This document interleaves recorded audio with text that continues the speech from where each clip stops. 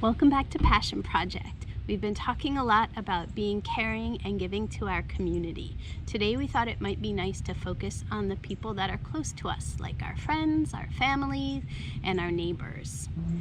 It's starting to feel like winter. I just saw a couple of snowflakes. During the winter, people like to give gifts to people that they care about. A great way to show people that you care is by making something special for them.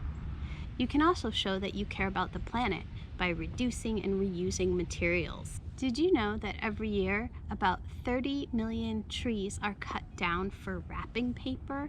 A lot of that wrapping paper can't even be recycled. I'm going to show you today how you can make your own wrapping paper.